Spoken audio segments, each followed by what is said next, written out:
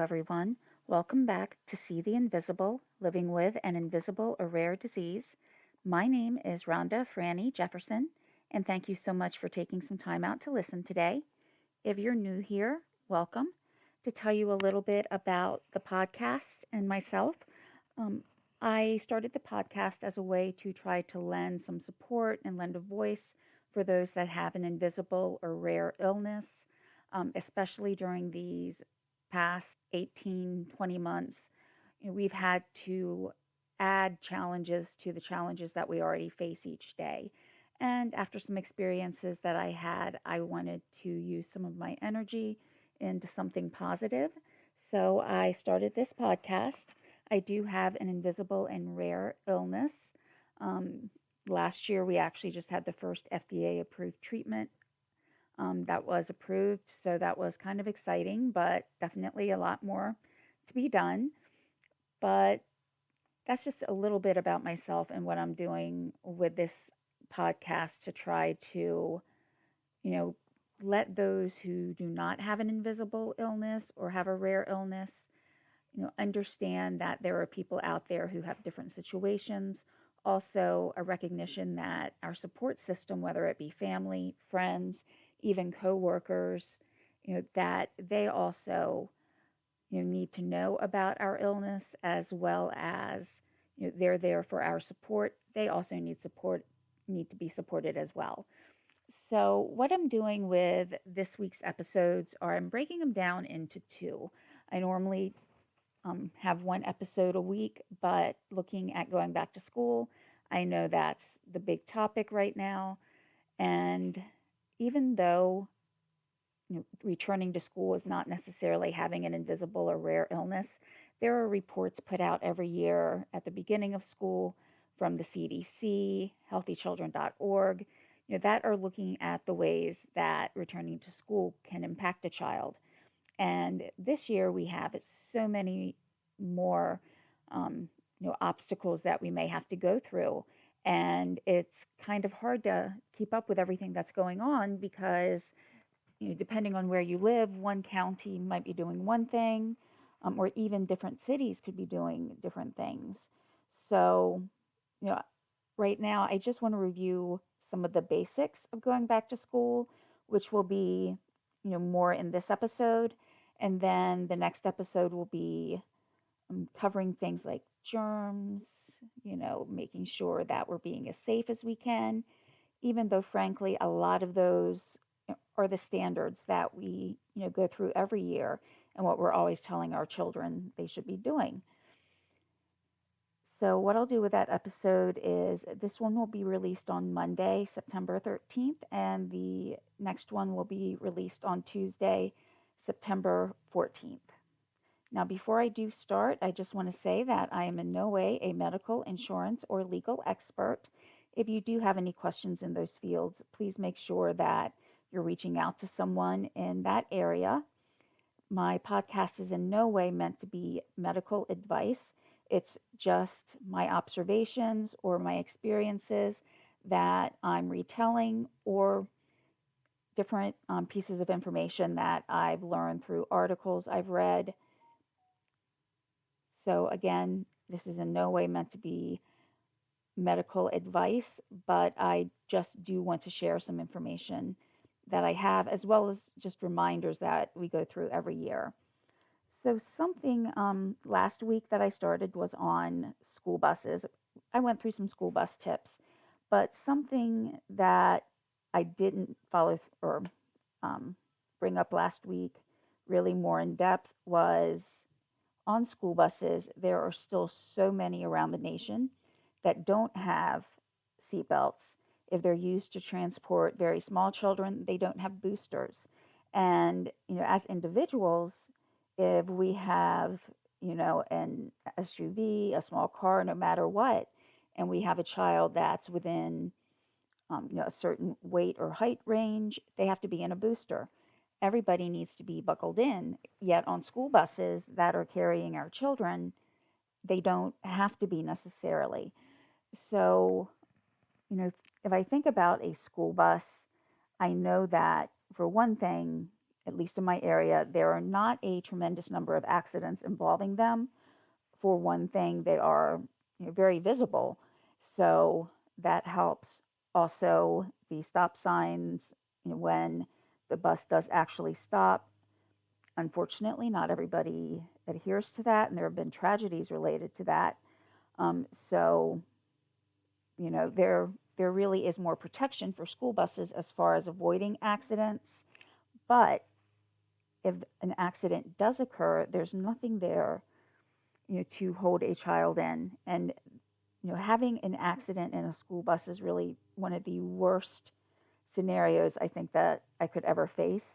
Now, right now, my children don't ride a school bus because now that they're in middle school, they have to walk, or be driven, which I do drive them just because they have to walk over a bridge, and I'm, you know, just being a little concerned. So, it's just something that I think needs to be readdressed and readdressed and readdressed until, something is done.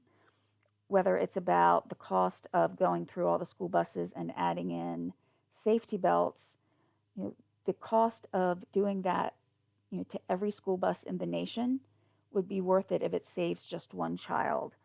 Um, so, if you do participate in school board meetings, if there's a way that you can contact your school board, just to get some information, or if your bus driver, when they stop, if you can ask them a question just really quickly: do the school buses have seat belts? I know they're on a deadline, just to at least get that piece of information and then follow up accordingly. So that's just one important thing I wanted to circle back to, and just kind of encourage that we are we are the ones who make our child's voices heard, or our children's voices heard, because they don't understand the importance of a seatbelt. And honestly, just riding in your own vehicle, it's important that they understand the need for a safety belt. A few years ago, I was driving somewhere with my children, and just due to my work schedule, they had to be picked up at my parents' house each day. So even on days that I was going in late, I had to go and drop them off at my parents'. Well, someone was driving on the complete wrong side of the road, and it was a country road. There was a ditch, telephone poles, a cornfield, and even though I beeped my horn, he just didn't see it. I did find out that his father had actually passed away the previous day. I live in a very small area, or rural area, I should say, very densely populated, but pretty rural. And, my brother in law was a fire police. He actually responded to the accident. And the father that had passed away had used to be the fire chief of that department. So, I did find that out. So I understand there were other things on his mind. But at the same time, it is their responsibility to make sure they're driving properly. But he did end up hitting me, and I was able to get the car on the shoulder so that it went into just the driver's side completely. And it did scare my kids. They were in the back of the car. They could see the truck coming.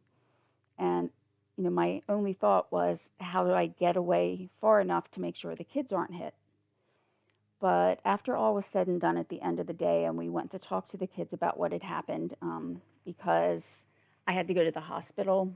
Unfortunately, the car was totaled. They had to cut the door off and bend the frame. So, when we got home, we discussed it with our children, and my older son said that he almost took his seatbelt off.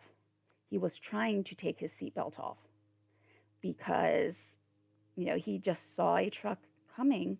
And what's the first thing almost anybody would think? It's get out of the way.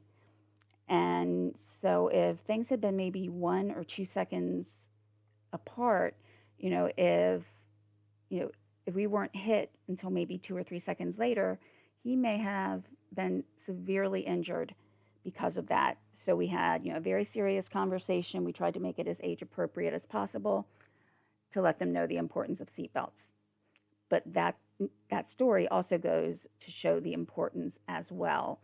So I will move on to the next topic because I don't want these episodes over the next couple days to be, extremely long because everybody has a lot to do right now. So, also, what we need to do is make sure that we're, watching what our children eat as far as, are they getting breakfast? Because breakfast, helps our children focus. If they're hungry, they're going to be distracted all day. They're going to be less energetic. So, try to find a way or find information to make sure that they're getting a breakfast every morning. We are very fortunate in my area that school lunches and breakfasts are provided to children. So that is covered as far as making sure that the kids have something to eat in the morning. But I know that's not necessarily the same in every area for every school district. So, if you need information about, maybe different programs, reach out to your school district, to see if there's anything that you might be able to participate in. If maybe it's a timing thing, if you have to get up really really early and just adding breakfast rushes, and a lot of schools they do have a time set aside for breakfast. So finding out that information may kind of help everything all together be a little less rushed in the morning and make sure, your child has breakfast, as well as, just trying as much as possible. And we all know that children are not very big fans of vegetables. Fruits, at least mine, are a little more, apt to eat fruits compared to vegetables, but we want to make sure they're getting those types of snacks. If there's a choice between chips and apple slices, go with the apple slices. And I know my oldest child, does not want to eat anything that's good for him, basically. So I'm trying to find ways to add things into his diet. Also watching sugar intake. So those kind of go hand in hand because even say giving him a glass of juice that contains a lot of sugar. So there's finding a balance and making sure that there's healthy snacks, that they're still getting, their fruits and vegetables, and also to stay hydrated, especially in a lot of areas as, it's very hot right now. Just make sure that, your children are getting enough to drink during the day. I know at our school, and I'm thinking probably most schools around the nation, if not all, the water fountains are covered. They're not allowed to use the water fountains, but they are allowed to take water in a clear water bottle. So if you're not sure about that, again, reach out to your school district to see if they can bring something in.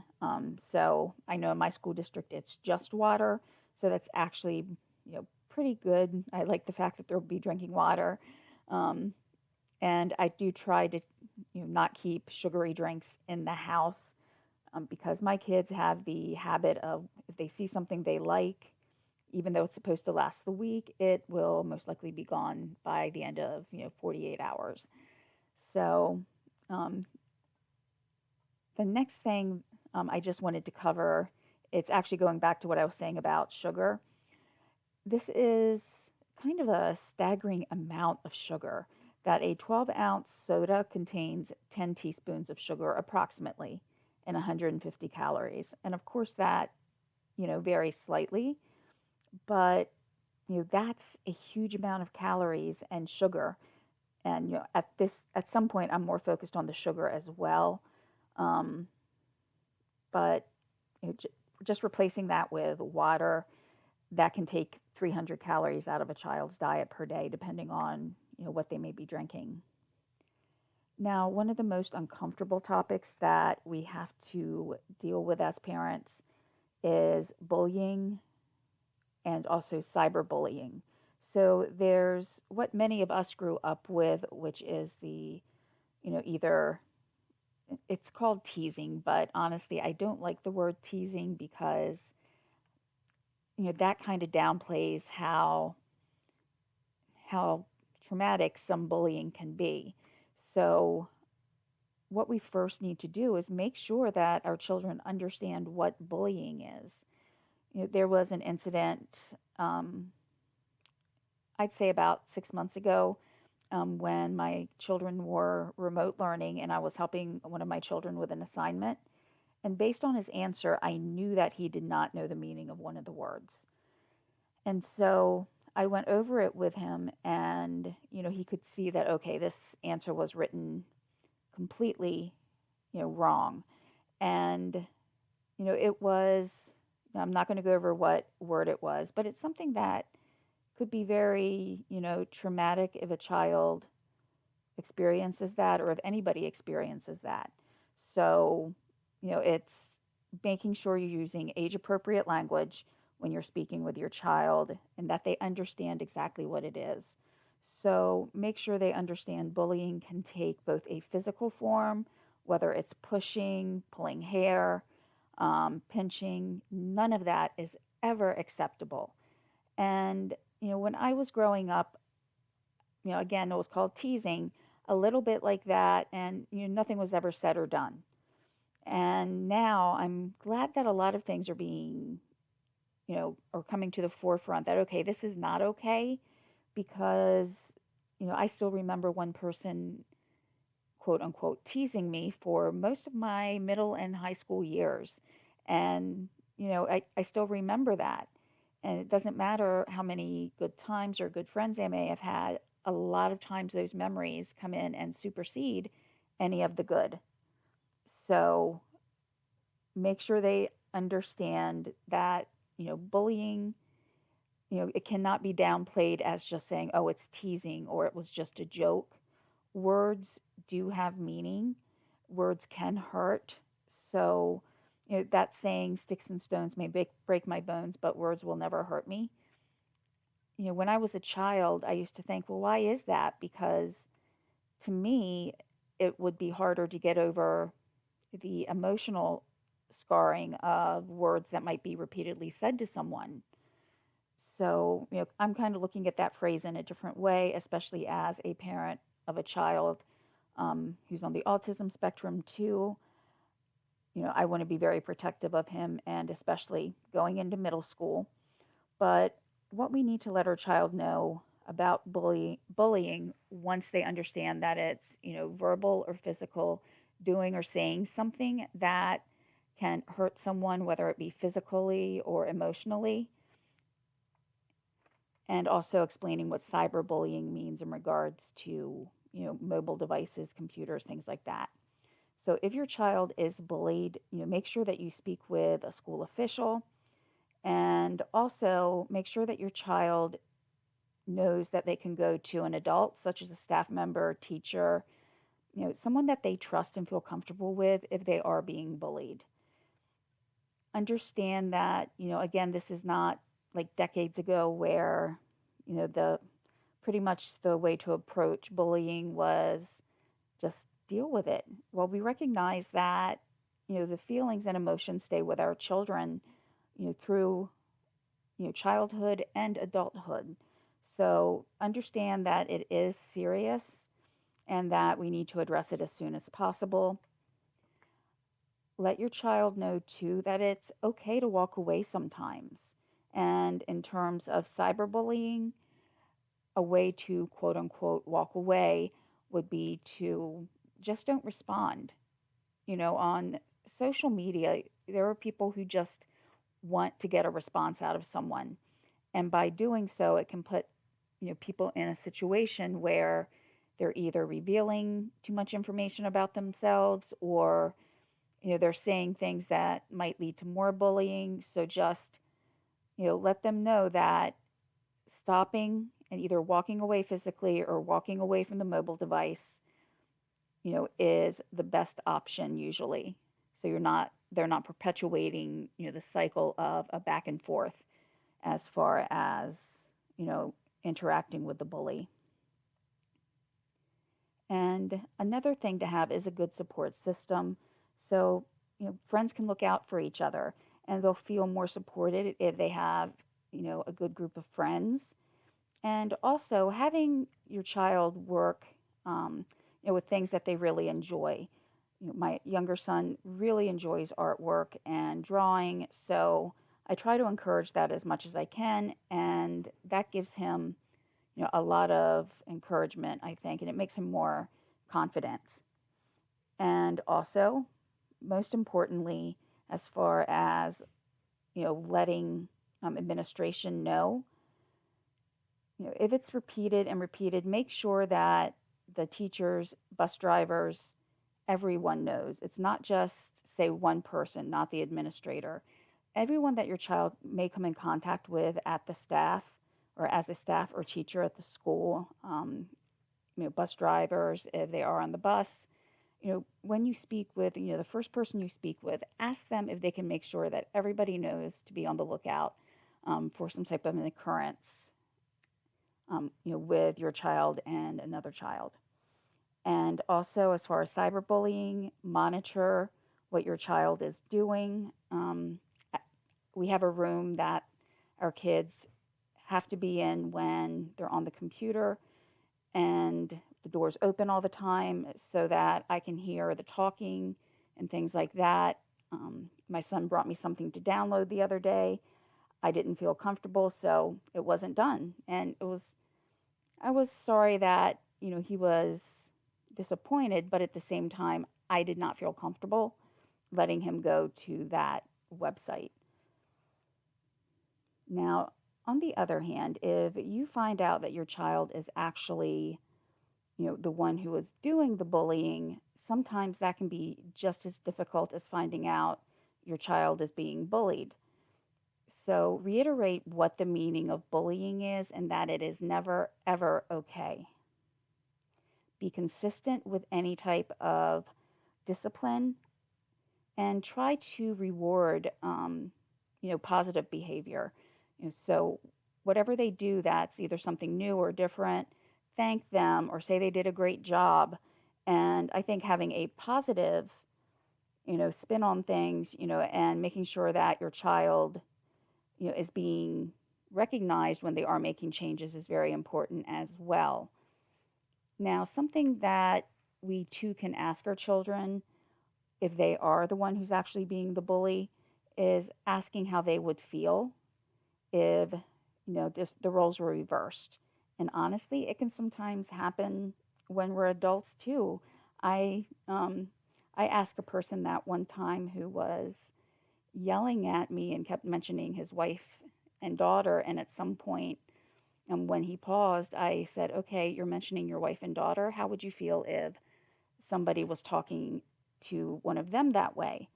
And it actually turned everything around because sometimes it's a recognition that what they're doing is wrong, and by turning the situation around and asking them, okay, if someone said or did this to you, or everybody's situation is different, use an example that might be more appropriate to your child. If they broke another child's toy, that maybe they didn't like necessarily, ask them how would they feel if someone broke their favorite toy, and it makes it more personal. And when we are in positions where we ourselves are being confronted about anything, whether it's just anything can happen, whether you're in a grocery store and you hit carts, or traffic situations, don't lose your cool. If someone cuts you off, don't start screaming. Just take it calmly and kind of move forward from there so that your child understands, there doesn't need to be yelling or getting angry at everything. And if things, aren't getting better too, I hate again to use the word discipline, but it really is a discipline when you have to take something away from your child if they really like a certain game or they watch a certain show every day or every week. That has to be curbed for a while so that they understand that if you do something wrong, there are consequences to your actions. Now, there are times too that your child may not be either. They could be a friend of either the bully or the person being bullied. So, along the same lines of, if your child is the one being bullied, make sure that if your child's a bystander, that they have someone that they know they can go to and talk to so that they can let that person know that what is going on is not right. And if there is a child that either you or your child sees maybe getting bullied or harassed at school, encourage your child to, play with them, talk to them. I know some of the play that's going on now, it's not like they can sit really close together and interact, but have them talk to the other child and include them in some of the things that they're going to be doing. Now, all of this is coming from healthychildren.org. I had mentioned that website a little bit earlier in the podcast, so I will, link that in the description. Anytime I use a resource, I will link that to the description. And just a couple more things that I want to go over really quickly because, again, I don't want to make it too long. But sleep routines are very important. The younger the child, the more sleep they usually need. On average, if a child's under 13, they need about 10 to 12 hours of sleep. And this is more for school age children, so babies need even more.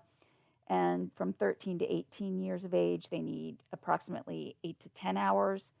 Each child is different, so you may have one child who functions fine on 8 hours and another that needs 10 or 11. Recognize that and adjust what needs to be done. Make sure there is a good, home school balance or home activity balance.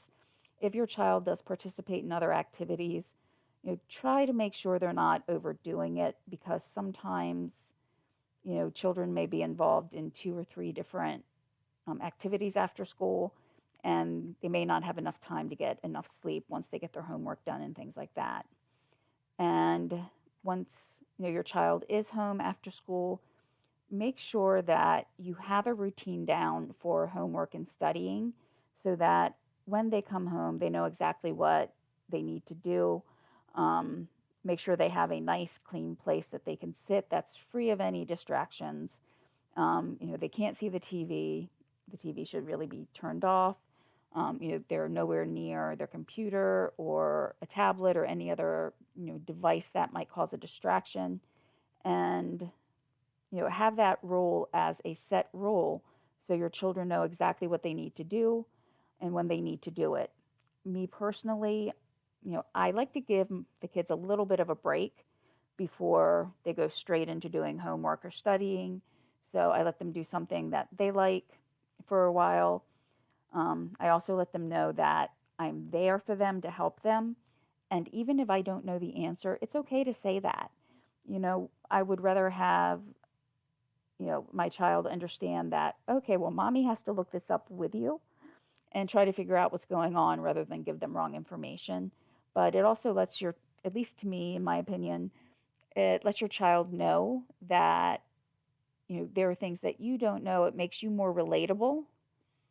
Some people may look at that differently, but I know for myself, I think it opens up a better dialogue with my older son, especially, for him to understand, okay, well, there are sometimes things that mommy needs to look up to. And along the lines of study and homework habits, I would suggest asking your school how much screen time they spend at school. We always hear, screen time, blue light, some of those buzzwords, but my child's school this year is going to everything's on a Chromebook.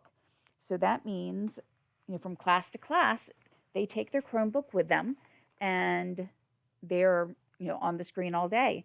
Then when they come home, usually their homework is by paper at least, from what they've had so far.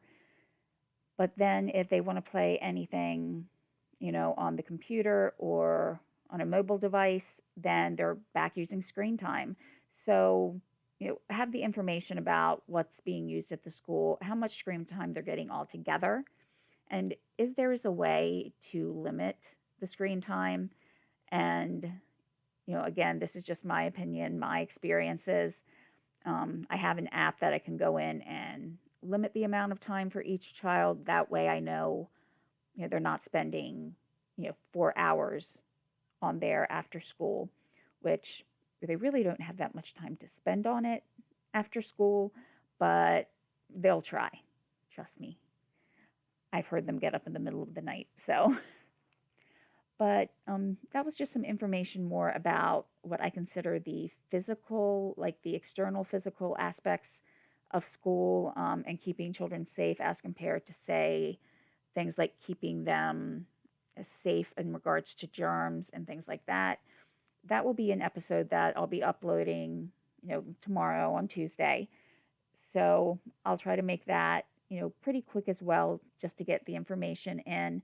And I know a lot of these are probably things that you may have heard before, but I think it's always good to have a refresher because, especially after, last year, there were a number of children who didn't step into a schoolroom all year. So we just kind of need to get back into the swing of things ourselves and, remember some of the things that used to come automatically.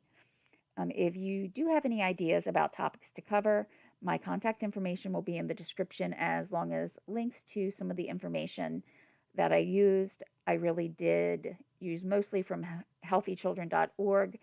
So I'll have that in there, as well as one or two other articles I just found interesting. Something a little bit more with contact information about, or information about the school buses and the seat belts, because I think that's something that's really important. Um, so I hope everyone had a great weekend and that you have a great rest of your week. Take care, and I'll talk to you soon.